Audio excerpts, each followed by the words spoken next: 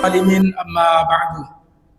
Segala puji bagi Allah Subhanahu wa taala, Bapak Ibu sidang jamaah salat Maghrib, yang dengan rahmat dan karunia-Nya kita pada malam hari ini bisa melaksanakan kewajiban kita sebagai seorang hamba-Nya. Salawat dan salam kita iringkan kepada Nabi Muhammad sallallahu alaihi wasallam. Allahumma shalli ala Muhammad wa ala ali Muhammad. Pada malam hari ini kita akan coba menggali pemikiran Buya Hamka yang di antara peristiwa yang berkaitan dengan bahagian akhir dari kehidupan beliau adalah menyatakan mundur dari Ketua Majelis Ulama Indonesia.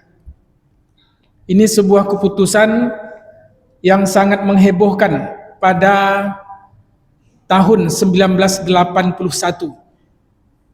Seorang ulama kemudian menyatakan mundur, padahal baru saja beberapa bulan sebelumnya beliau terpilih untuk yang kedua kali sebagai Ketua Majelis Ulama Indonesia. Jadi Majelis Ulama itu dibentuk pada tahun 1975 sampai tahun 1980, itu satu periode. Untuk periode kedua, musyawarah Majelis Ulama tersebut kembali menetapkan untuk memilih Buya Hamka sebagai ketuanya untuk periode yang kedua.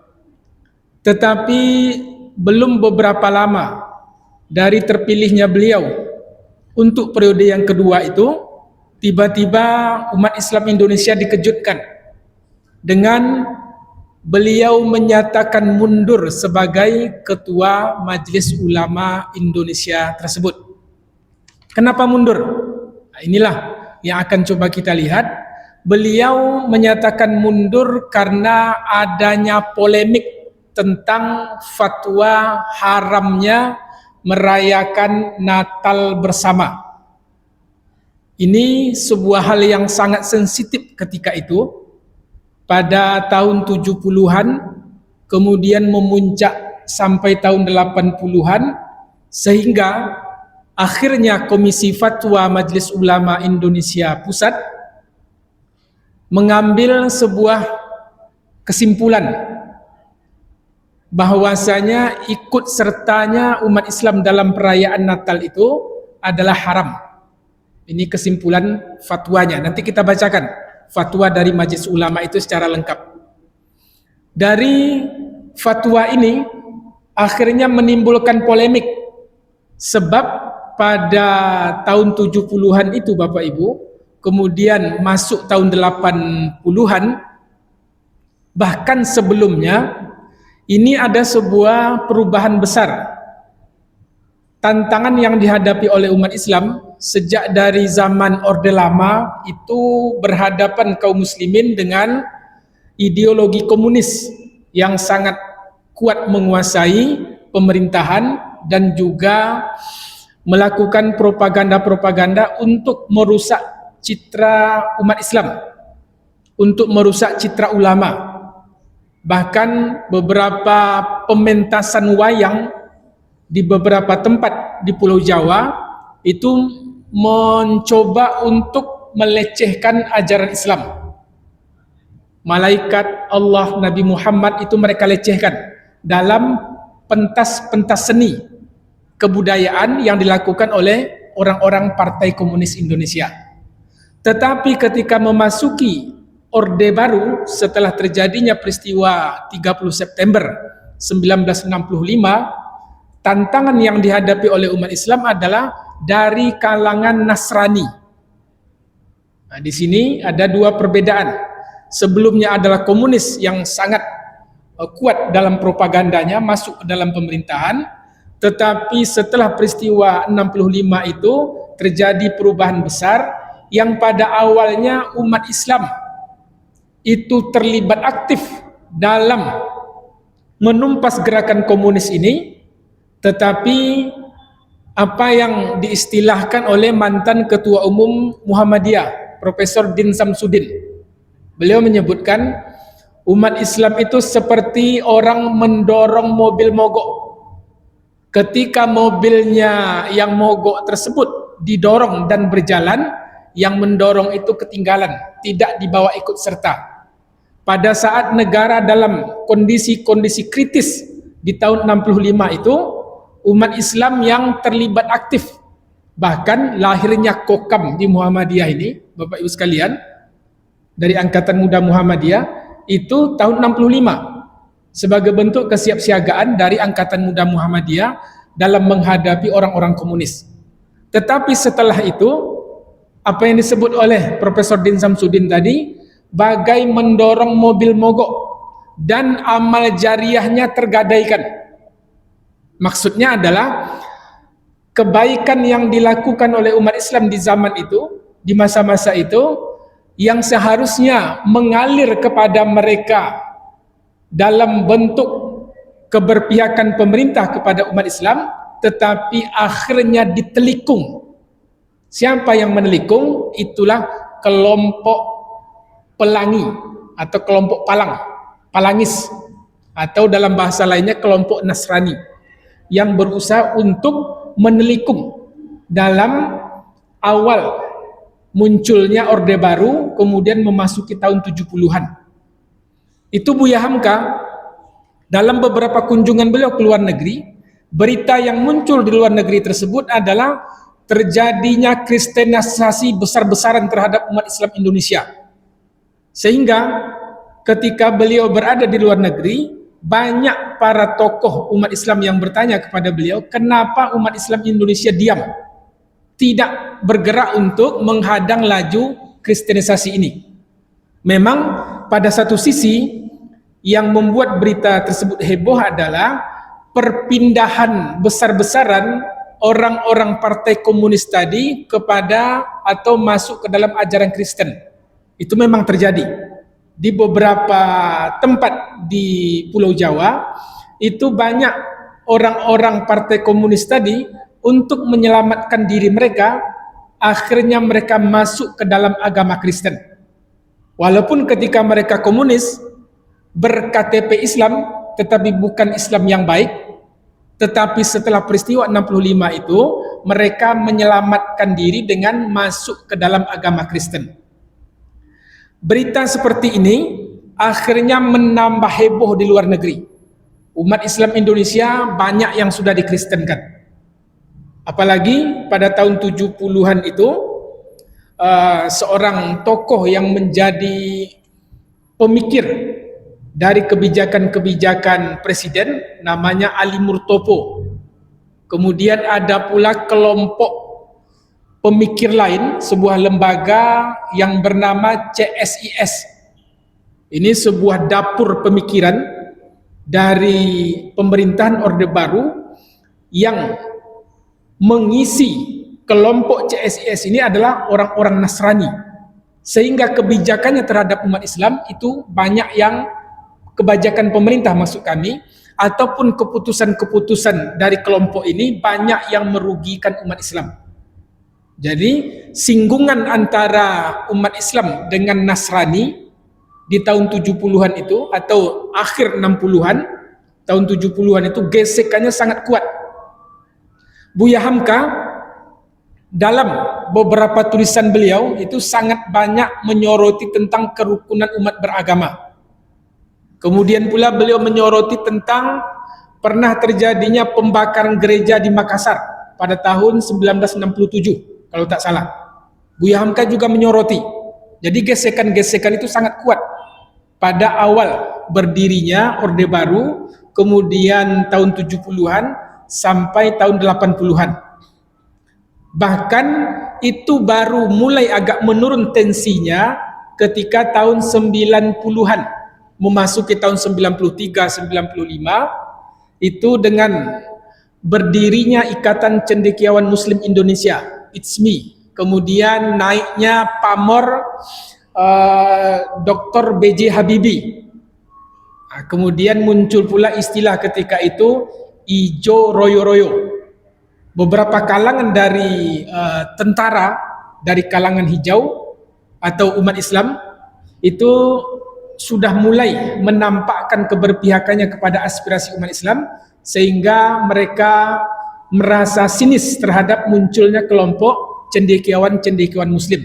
Berdiri pula ketika itu pada awalnya Bank Muamalat, berdiri Ikatan Cendekiawan Muslim, berdiri pula Bank Syariah, Bank Muamalat. Itu sudah mulai ada kedekatan Presiden Soeharto dengan umat Islam, bahkan sampai di akhir pemerintahan beliau bulan Mei 1998. Tetapi sebelum itu kondisinya sangat berlawanan. Bapak Ibu pernah mendengar nama LB Murdani? Nah, itu salah satu tokoh yang banyak diperbincangkan sebagai orang yang melakukan tindak-tindak ataupun pemikiran-pemikirannya yang banyak merugikan umat Islam melalui keputusan-keputusan yang merugikan umat Islam.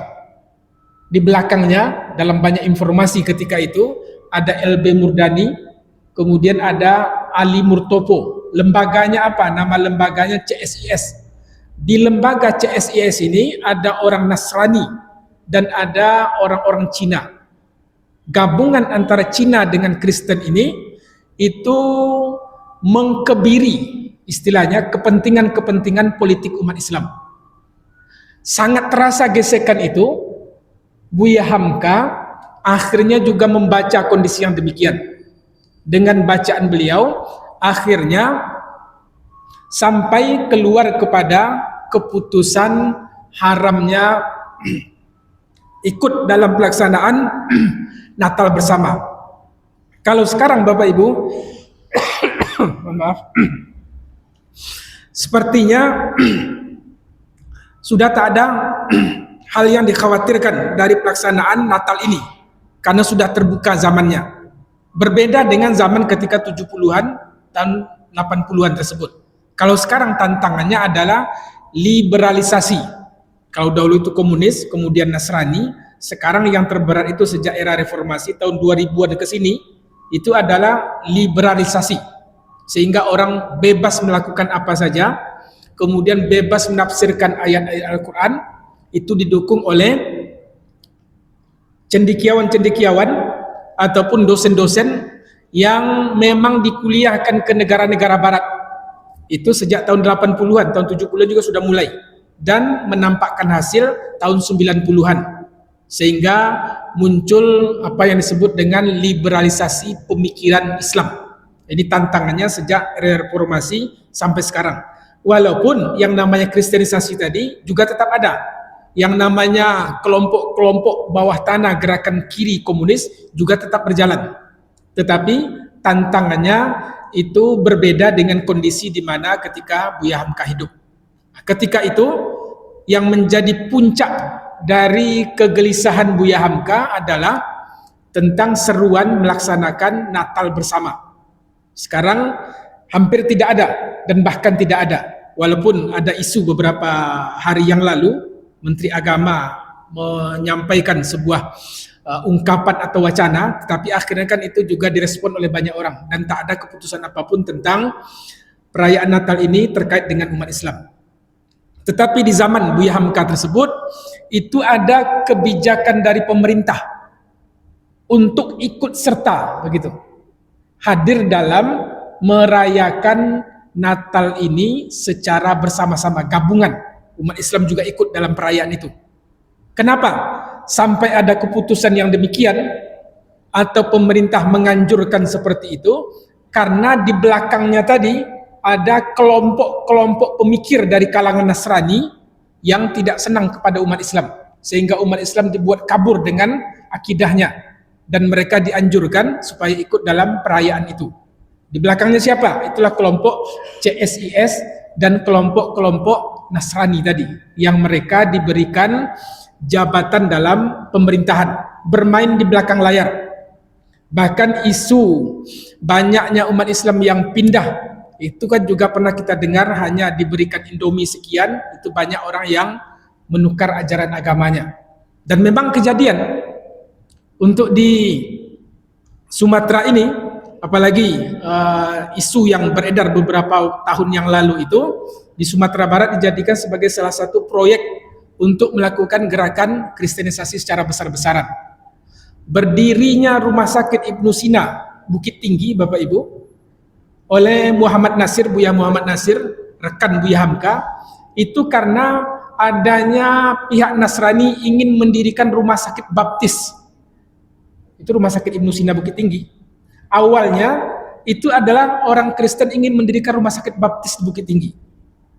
Akhirnya ditolak karena terjadi demo besar-besaran dan juga penolakan dari tokoh-tokoh ulama ketika itu, sehingga sampai ke pusat, dan akhirnya orang-orang Minang yang ada di Jakarta dipelopori oleh Buya Muhammad Nasir berinisiatif untuk mendirikan Rumah Sakit Islam Ibnu Sina di Bukit Tinggi, ya sampai sekarang kan masih berdiri dan mempunyai beberapa cabang di tempat lain, di Payakumbuh juga ada dan di beberapa tempat lain.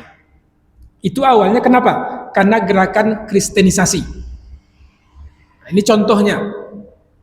Kemudian apa yang kita hubungkan dengan pemikiran Buya Hamka ini melalui komisi fatwa yang diketuai oleh Kiai Haji Syukri Ghazali dan sekretarisnya adalah Haji Mas'udi.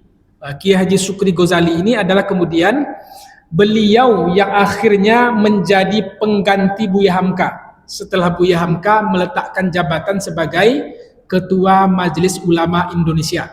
Jadi awalnya itu Buya Hamka 2 periode, tapi periode kedua hanya berlangsung beberapa bulan. Beliau meletakkan jabatan, kemudian dilanjutkan oleh Kiai Haji Syukri Ghazali, yang Kiai Haji Syukri Ghazali ini mengeluarkan fatwanya beliau ketika itu menjabat sebagai Ketua Komisi Fatwa dari Majelis Ulama Indonesia. Setelah Kiai Haji Syukri Ghazali, itu kita kenal Kiai Haji Hasan Basri. Nah, itu kan di zaman akhir pemerintah Orde Baru, Kiai Haji Hasan Basri terkenal sebagai Ketua Majelis Ulama Indonesia. Bapak Ibu sekalian, coba kita lihat dari keputusan-keputusan ini pada 3 poin yang di bahagian akhir keputusan Majelis Ulama disebutkan. Kita bacakan keputusannya. Perayaan Natal di Indonesia, meskipun tujuannya merayakan dan menghormati Nabi Isa alaihissalam, akan tetapi Natal itu tidak dapat dipisahkan dari soal-soal yang ditegaskan di atas. Ini kan sudah keputusan akhir. Di atas maksudnya sebelum ini, di lembaran-lembaran sebelumnya itu dikutip beberapa ayat yang menegaskan tentang siapa sebenarnya Nabi Isa dalam pandangan umat Islam. Nanti kita bacakan. Kemudian poin kedua, mengikuti upacara Natal bersama bagi umat Islam hukumnya haram. Ini yang bikin heboh. Yang ketiga, agar umat Islam tidak terjerumus kepada syubhat, kepada kesamar-samaran, dan supaya tidak terjerumus dalam larangan Allah yang dianjurkan untuk tidak mengikuti kegiatan perayaan Natal. Fatwa ini dikeluarkan pada tanggal 1 Jumadil Awal 1401 Hijriah, tepatnya tanggal 7 Maret 1981. Jadi tanggal 7 Maret 1981. Pada awalnya sebenarnya Bapak Ibu, fatwa ini adalah konsumsi internal antara Komisi Fatwa ataupun Majelis Ulama dengan Departemen Agama. Awalnya seperti itu. Minta masukan dari Majelis Ulama, kemudian disampaikan kepada Kementerian Agama, tetapi rupanya fatwa ini bocor keluar. Jadi awalnya ini tidak disebarkan karena sangat sensitif. Sebab pemerintah ketika itu agak sedikit memberi ruang kepada umat-umat Nasrani ini. Sehingga ketika fatwa ini diminta dan dikeluarkan oleh Majelis Ulama sampai kepada pihak Departemen Agama, kemudian bocor didapatkan oleh wartawan sehingga diterbitkan di media massa, di koran. Ketika berita ini sudah diterbitkan, Majelis Ulama mengeluarkan fatwa haram menghadiri perayaan Natal, akhirnya menjadi heboh. Sehingga kehebohan itu sampai kepada tekanan-tekanan tertentu terhadap orang-orang Kementerian Agama yang ada di Majelis Ulama. sampai pula kepada menteri agama, menteri agama ketika itu. Melihat polemik itu, akhirnya Buya Hamka mengambil sikap biarlah saya yang mundur. Ini sikap beliau dalam mengakhiri polemik itu. Tetapi walaupun beliau menyatakan mundur, fatwa ini tidak bisa dicabut. Jadi fatwanya tetap beliau nyatakan berlaku. Kalaupun fatwa ini dicabut, tetap saja dari segi akidah haram bagi umat Islam untuk menghadiri Natal. Jadi fatwa ini tidak dicabut. Tetapi yang mundur adalah Buya Hamka. Nah, peristiwa mundurnya beliau ini kemudian diceritakan oleh anak beliau dalam buku Hamka di Mata Hati Umat. Anak beliau yang juga menjadi sekretaris pribadi Buya Hamka, namanya Pak Rusdi, Haji Rusdi Hamka. Beliau menyampaikan bahwasanya pada bulan Mei tanggal 18 sekembalinya dari Medan, Pak Rusdi tadi, Buya Hamka memanggil saya untuk suatu urusan yang sangat penting. Nah, ini awalnya. Secara pribadi dalam lingkup keluarga beliau, yang diberitahu lebih awal adalah anak beliau sendiri, yaitu Haji Rusdi Hamka. Saya segera datang karena menduga tentu suatu urusan penting itu soal perkawinan adik saya Afif yang segera akan berlangsung di Palembang. Dia menduga ini peristiwa keluarga biasa karena ada rencana adik Pak Rusdi ini atau anak Buya Hamka yang lain akan menikah di Palembang. Begitu melihat saya datang, Buya Hamka yang pagi itu kelihatan cerah dan banyak senyum mengatakan bahwa ia telah mengambil keputusan penting setelah beberapa waktu melakukan sholat istikharah. Jadi keputusan yang beliau ambil ini adalah sudah melalui pertimbangan yang cukup matang. Sampai pula beliau melaksanakan sholat istikharah, meminta petunjuk kepada Allah apa langkah terbaik yang dilakukan terhadap polemik ini. Itu polemiknya luar biasa Bapak Ibu sekalian kalau kita bayangkan kondisi sosial politik di tahun 80-an itu. Sedang kuat-kuatnya Presiden Soeharto. Beliau naikkan tahun 66. Itu kan masih sementara. Kemudian itu setelah melalui pemilu tahun 71, itu kan sudah kuat. Ini tahun 80. Itu kan di puncak kuatnya. Nanti sampai tahun 90 itu masih kuat. Kemudian tahun 90-an, 95, 98 itu kan sudah mulai menurun. Jadi tahun 80-an itu suasana di mana kekuatan-kekuatan politik umat Islam itu banyak yang tersumbat salurannya.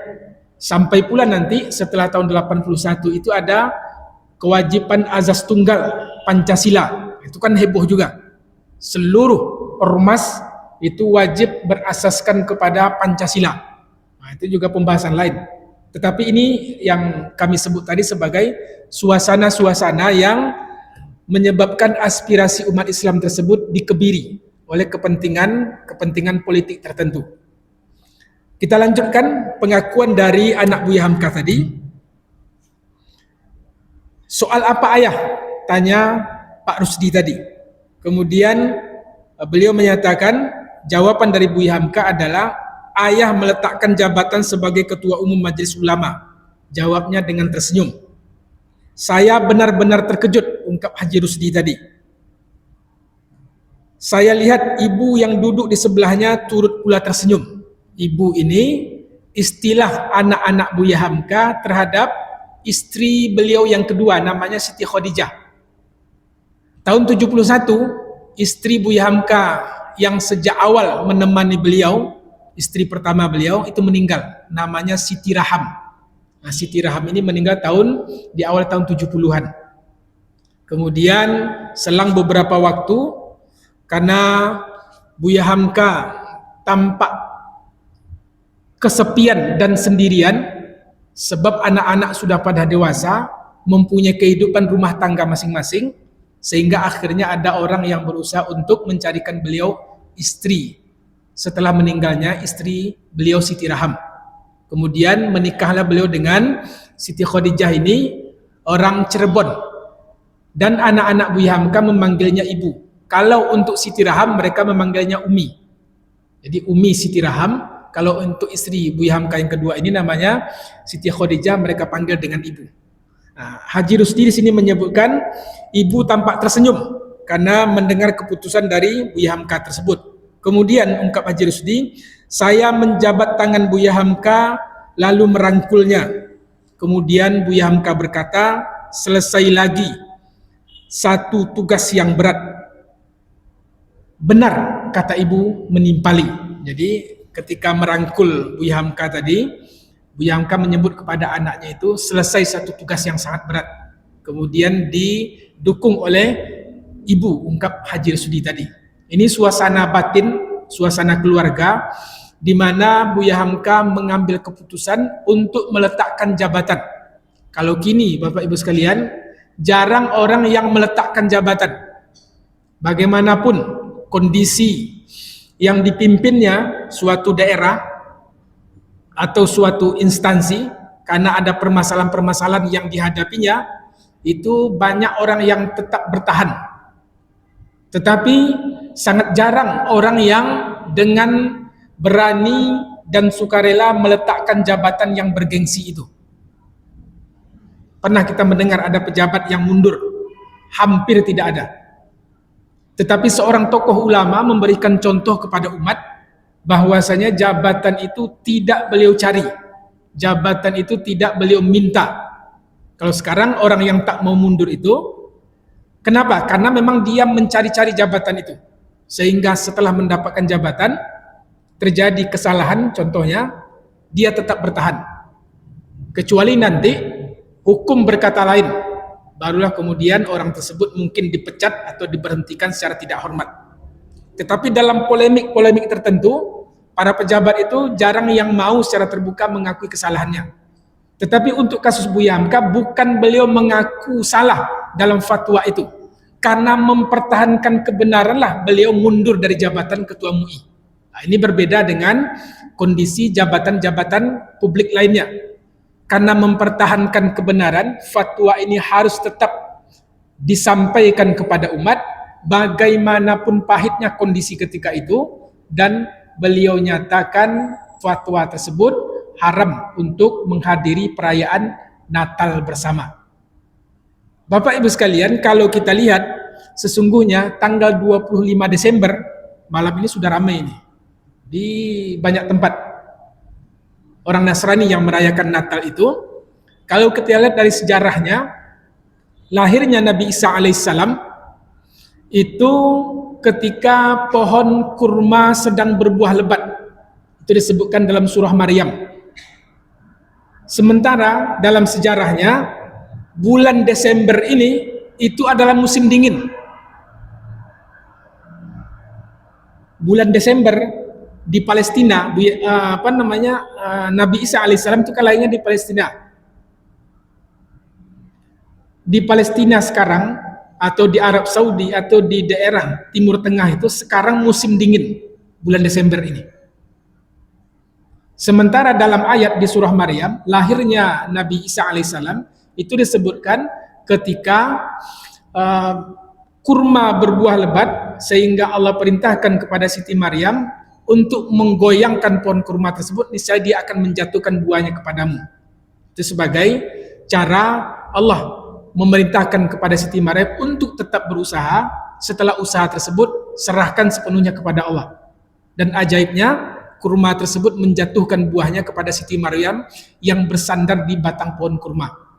Sementara sekarang itu tidak dalam musim kurma berbuah di musim dingin ini. Jadi dari segi waktu itu tidak cocok dan tidak tepat. Di tanggal 25 Desember ini disebut sebagai hari Natal atau hari lahirnya Nabi Isa. Kapan ditetapkan hari Natal itu? Itu baru pada 4 abad kemudian. Jadi 400 tahun kemudian sesudah lahirnya Nabi Isa, baru ditetapkan tanggal 25 Desember sebagai hari Natal. Jadi di awal-awal tahun Masehi itu belum ada ketetapan peristiwa 25 Desember ini. Jadi ada perbedaan yang jauh. Ini dilihat dari sisi sejarahnya. Nah, dari sisi ini saja itu sudah kelihatan adanya sebuah tambahan dalam keyakinan umat Nasrani tentang Nabi Isa ini, tentang hari lahirnya yang dipermasalahkan. Yang mempermasalahkan ini pun bukan dari luar, tetapi dari kalangan mereka sendiri. Itu satu sisi. Kemudian pada bagian yang lain, untuk kita umat Islam tetap meyakini beliau sebagai nabi utusan Allah Subhanahu wa taala kepada kalangan Bani Israel. Maka orang yang masuk ajaran Nasrani di luar kelompok suku bangsa Bani Israel itu bisa disebut sebagai orang yang salah alamat dalam beragama. Kenapa? Nabi Isa itu risalahnya adalah hanya untuk kalangan Bani Israel saja, anak keturunan Nabi Yakub. Dan kepada Nabi Isa lah risalah terakhir tersebut ditujukan kepada umat dari kalangan Bani Israel. Setelah Nabi Isa datang Nabi Muhammad SAW, yang risalah beliau itu meliputi seluruh kalangan umat manusia. Seluruh umat manusia. Tapi kalau Nabi Isa hanya khusus untuk kalangan Bani Israel. Sementara sekarang kita lihat penyebaran agama tersebut sampai pula ke negeri kita. Apakah orang yang mengikuti, yang menyatakan Nabi Isa tersebut adalah Tuhan, kemudian anak Tuhan tersebut, dalam keyakinan mereka, itu dari keturunan Bani Israel? Kan tidak. Banyak umat Nasrani yang pribumi, tidak ada kaitan dengan Bani Israel.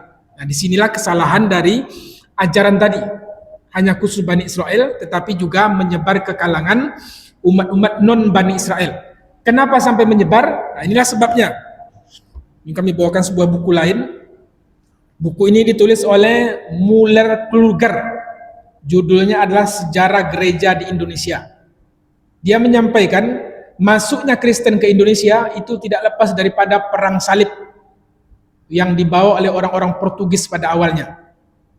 Jadi tujuan orang melakukan penjajahan ke Indonesia ataupun ke Asia ini, termasuk ke Filipina nantinya, juga datang dari Portugis, itu adalah kelanjutan daripada perang salib. Memaksakan ajaran Katolik awalnya untuk orang-orang yang ada di Nusantara ketika itu. Kemudian datang Belanda membawa ajaran Protestan. Jadi polanya adalah dua. Kalau Katolik itu sebagian awalnya datang dari penjajahan Portugis. Kemudian kalau untuk Protestan keyakinannya itu dibawa oleh penjajah Belanda. Portugis datang lebih awal. Tujuan Portugis tersebut dalam buku ini, dalam pengakuan mereka, itu adalah kelanjutan daripada perang salib. Jadi mereka menyebarkan agama itu adalah bagian daripada perang salib yang dimenangkan oleh umat Islam di zaman Salahuddin Al-Ayyubi. Dan mereka menaruh dendam. Sejak dari jatuhnya Andalusia, Portugis Spanyol, kemudian orang-orang Portugis tersebut sampai ke Nusantara, masuk di Malaka tahun 1511, kemudian menyeberang pula ke Indonesia bagian timur. Nah, ini kalau kita lihat sejarah dari sisi lainnya, Kristen di Indonesia, Nasraninya dari Katolik ataupun Protestan, Portugis ataupun dari Belanda, kemudian di bawah kekuasaan Belanda itulah umat Nasrani dari kalangan Katolik dan Protestan ini mendapatkan perlindungan, sehingga akhirnya mereka mendapatkan tempat pula di Indonesia ini setelah Indonesia merdeka. Itu adalah cikal bakalnya dari penjajahan. Kalau Islam datang tidak memaksakan agama Islam ini diterima oleh bangsa yang mereka taklukkan. Mereka, umat Islam, menawarkan secara damai, tidak melalui paksaan. La ikraha fid din dalam surah Al-Baqarah yang sering kita dengar bunyinya itu, tidak ada paksaan dalam memasuki suatu agama. Beda dengan umat Nasrani. Nah, itu pada bahagian yang lain kondisi Indonesia sebelum kemerdekaan. Setelah merdeka, mereka menyusup atau masuk memegang posisi-posisi penting dalam pemerintahan, sehingga akhirnya bisa menekan umat Islam yang dalam suasana ketika Buya Hamka hidup, gesekan itu sangat banyak dirasakan. Kemudian terjadilah peristiwa fatwa Natal tersebut. Ada beberapa ayat sebenarnya Bapak Ibu yang dijadikan dasar oleh Majelis Ulama untuk menguatkan fatwa haramnya Natal itu. Di antara ayat yang dikutipkan dalam fatwa ini adalah surah Al-Hujurat ayat ke-13, kemudian surah Luqman ayat 15, cukup banyak ayatnya. Kemudian surah Al-Kafirun dari 1 sampai akhir, kemudian surah Al-Baqarah ayat 42, kemudian surah Maryam ayat 30, 32, kemudian Al-Maidah ayat 75, Al-Baqarah 285, kemudian ada beberapa ayat lagi yang menjadi penguat dari fatwa yang kita bacakan tadi. Ini artinya tidak berdasarkan kepentingan apapun. Majelis Ulama di bawah pimpinan Buya Hamka ketika itu mengeluarkan fatwa haram menghadiri atau ikut merayakan perayaan Natal bersama umat Nasrani. Kemudian Bapak Ibu sekalian, setelah fatwa tersebut dikeluarkan, terjadi kehebohan seperti yang kami telah sebutkan tadi. Selanjutnya Buya Hamka menyampaikan sebuah pernyataan sikap. Jadi semacam klarifikasi dari Buya Hamka atas hebohnya fatwa itu diiringi dengan mundurnya beliau secara tiba-tiba. Jadi tak ada yang menduga sebelumnya Buya Hamka akan mundur. Kemudian setelah beliau mundur itu, beliau mengeluarkan sebuah pernyataan sikap yang ditulis dalam majalah Panji Masyarakat nomor edisi 325 tanggal 1 Juni 1981. Jadi tanggal 1 Juni, pernyataan ini beliau tulis tanggal 23 Mei, tetapi dimuat pada bulan Juni. Tanggal 23 Mei 1981, tadi kan tanggal 18 Mei, anak beliau Haji Rusdi yang kita bacakan kutipannya di sini, tanggal 18 Mei, itu dalam perbincangan keluarga, sudah menyatakan mundur. Heboh, berpolemik di media massa dan di beberapa pejabat pemerintah. Kemudian Buya Hamka menyampaikan pernyataan sikap beliau secara resmi di tanggal 23 Mei 1981. Dimuat di majalah Panji Masyarakat pada awal bulan Juni, kemudian masuk kepada bulan Juli, artinya hanya selang sekitar 2 bulan kemudian Buya Hamka wafat. Jadi ini betul-betul peristiwa yang luar biasa. Beliau wafat tanggal 22 Juli, tanggal 24 Juli 1981. Pernyataan ini beliau sampaikan tanggal 23 Mei. Mei, Juni, Juli. Hanya 2 bulan kemudian beliau wafat. Ini peristiwa besar sesungguhnya yang beliau alami sebelum wafat. Dari pernyataan ini, Buya Hamka menyampaikan pertama dengan membacakan sebuah hadis tentang niat. Innamal a'malu binniyat wa innama likulli imri'in ma nawa. Dan beliau beri judul pernyataan sikap tersebut dengan titel atau dengan judul niat yang tulus. Jadi artinya secara ringkas dari pernyataan beliau ini, beliau menyebutkan bahwasanya jabatan itu tidak beliau cari. Jadi ketua Majelis Ulama yang diamanahkan kepada beliau pada tahun 1975 itu diberikan secara aklamasi atau seluruh peserta Munas mendaulat Buya Hamka untuk menjadi ketua Majelis Ulama Indonesia. Beliau tidak mencari, tetapi ketika diberi amanah, beliau jalani amanah tersebut. Kemudian beliau pun bukan sebagai orang politik, walaupun beliau mengetahui tentang kondisi politik.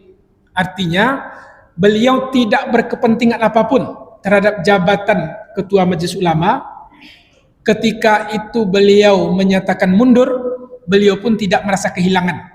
Berbeda dengan pejabat yang tadi kita sebutkan, dicari-cari jabatan itu, ketika bermasalah tetap bertahan, dan tidak merasa bersalah ketika melakukan penyelewengan dalam jabatan mereka. Tapi Buya Hamka demi mempertahankan akidah umat supaya tetap lurus, maka beliau menyatakan mundur, dan mundur itu beliau sampaikan kepada umat, walaupun ini adalah hubungan beliau dengan Allah, yaitu niat yang tulus. Jadi supaya tidak disalahpahami mundurnya beliau itu, beliau sampaikan niat saya yang tulus dalam meletakkan jabatan ini harus pula beliau sampaikan secara terbuka, sehingga tidak ada polemik di kemudian hari. Dan memang selang 2 bulan kemudian Buya Hamka wafat di tanggal 24 Juli. Kita kutipkan sedikit Bapak Ibu sekalian. Saya bukan orang politik, ungkap Buya Hamka, meskipun tidak pula buta politik. Berhentinya saya sebagai ketua Majelis Ulama tidak untuk tujuan politik tertentu, misalnya untuk menjatuhkan pihak lain. Saya tidak mendendam kepada siapapun. Oleh sebab itu, saya tidak akan memutuskan silaturahim dengan pihak yang telah bekerja sama dan berhubungan baik selama ini. Jadi tidak ada kepentingan apapun kecuali akidah umat tetap terjaga. Itulah kesimpulan dari sikap yang disampaikan oleh Buya Hamka menutup kasak kusuk dari polemik fatwa Natal itu. Demikian Bapak Ibu, semoga ini menjadi sebuah pelajaran berharga bahwasanya dalam mempertahankan kebenaran, walaupun sedang dalam kondisi mendapatkan jabatan, maka kebenaran itu jauh lebih mahal harganya dibandingkan dengan jabatan yang ada di pundak seseorang. Dan contoh teladan ini diperlihatkan oleh Buya Hamka, betapapun bergengsinya jabatan Ketua Majelis Ulama untuk bahkan di periode yang kedua baru saja beliau jabat, tetapi beliau lebih mengedepankan kebenaran yang harus tetap ditegakkan. Walaupun untuk itu beliau akhirnya menyatakan mundur, tetapi kebenaran harus tetap disampaikan. Semoga bermanfaat. Billahi taufiq wal hidayah. Assalamualaikum warahmatullahi wabarakatuh.